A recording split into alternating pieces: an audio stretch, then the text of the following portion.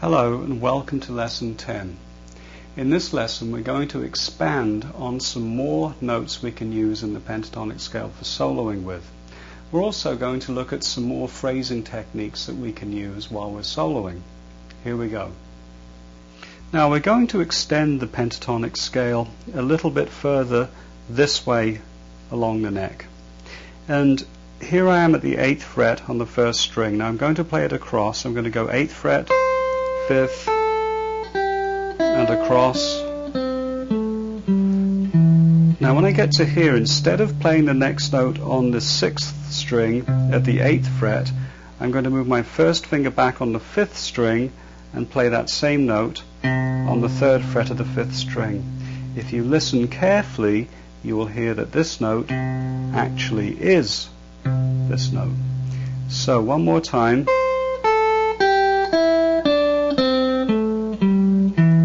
Now I'm dropping back to there, and then I'm adding the A on the 5th fret 6th string, and I'm also going to add a G here, which of course, as you recall, the G was in the scale. So coming back along the scale now, I'll start here.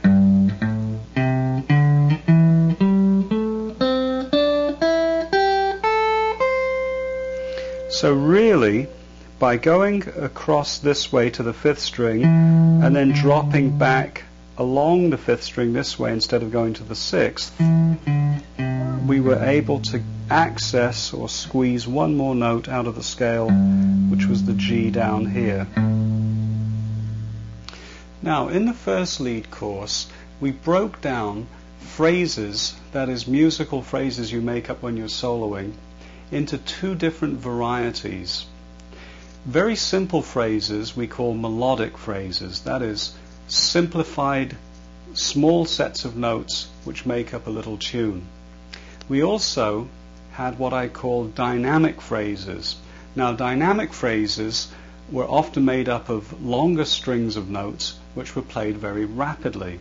Of course, a dynamic phrase could also consist of one note played very quickly. But basically, we dealt with two types of phrases, melodic and dynamic. Now, when you're soloing with a major pentatonic over a major chord, there are some subtle differences in terms of how your melodic and dynamic phrases work. Let's have a look at this. Now, I'm just going to go over these really quickly. A melodic phrase can be anything as simple as one note, or even a bend, or a slide. All of those examples are melodic phrases. Of course, they could be a simple set of notes, maybe 2 or 3 notes in length, that round off to the nearest chord note, something like this. Again, that's a nice sounding melodic phrase. Anything that you can imagine singing that's short, or anything you could even add lyrics to, would constitute a melodic phrase. Now, a dynamic phrase, on the other hand, would be a rapid series of notes, something like this.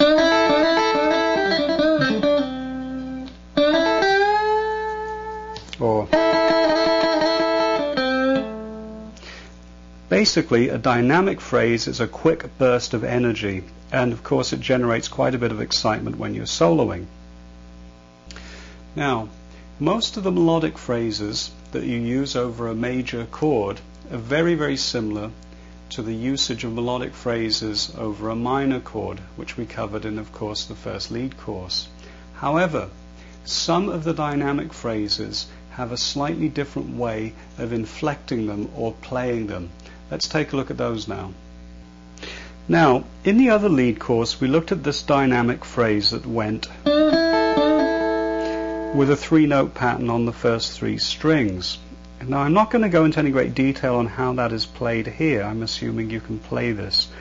But the point I want to make is that in the other course, where we were dealing with a scale over an A minor chord, when you ended on that first string, that was the chord note that went with A minor.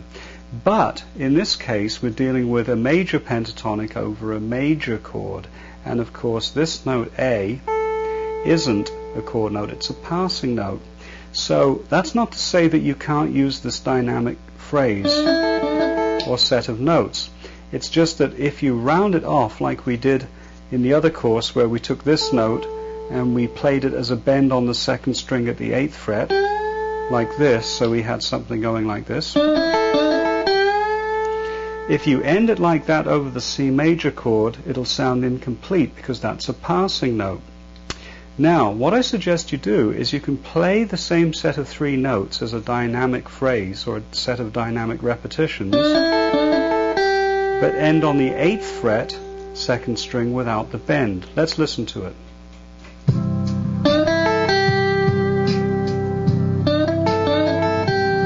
That sounds nice.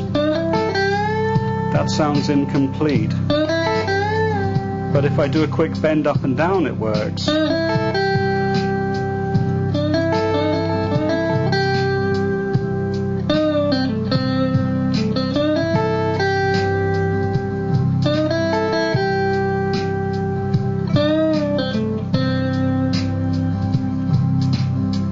Now, another example of dynamic phrases is the typical kind of pentatonic run that you can do. I think we call these run-offs on the other course.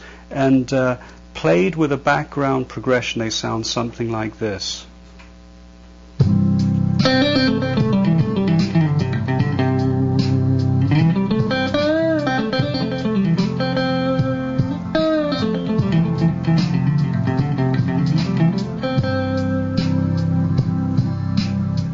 So really then, from the run-offs that we used in the other lead course, they're pretty well all the same as what I'm showing you now.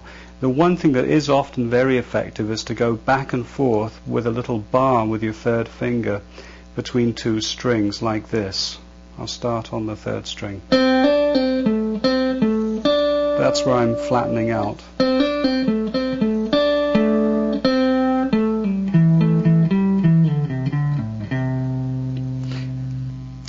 That type of run is often very typical of the sort of soloing or style of soloing that you hear with the American band the Allman Brothers. So if you get a chance, listen to some of their music and you'll hear that kind of major pentatonic style runs, and particularly major pentatonic phrasing in their music. Now, the pentatonic scale, as we already know, uses 5 tones. That's why it's called penta, because it's Greek for 5.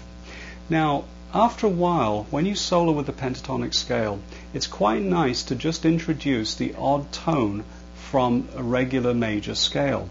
Now, I'm going to show you a new note we can put in to this scale, which will be an F. Let's look now. Now, here's my major pentatonic scale in C.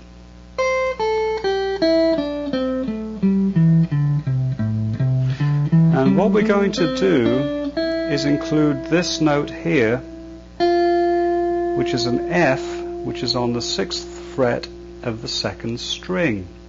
Now, that note is the 4th note in the C major scale. Now, the nice thing about including this note is we can do some very nice little embellishments with the solos we're already working with. So instead of doing things like, we can do things like, and get a really nice melodic sound happening. Now, I'm going to demonstrate by doing some very simple melodic solos over the chords C and F, which again is chords 1 and 4. Here we go.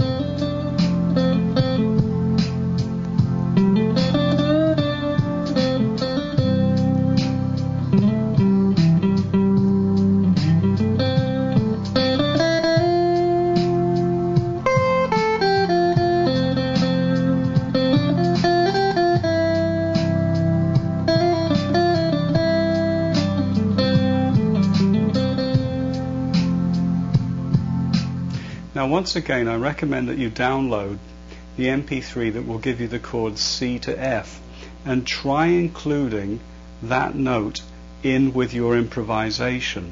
Now, be very careful though, when you do play the note F, it's fine if you hold that note over the F chord, because that's one of the triad notes that make up the chord of F.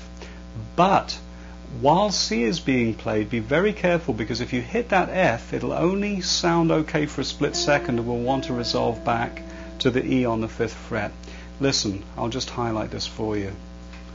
So this is C. Now listen to what happens. See, that doesn't fit, but now it does, because the chords change to F. So you can emphasize the F, but now it's back to C. Be very careful and make sure you get off that passing note and to the nearest chord note. Once again, I'll keep it going. Here we are on C. There's C. Now listen to what happens when I play F. It fits. But I'm going to stay there. When it changes back to C, you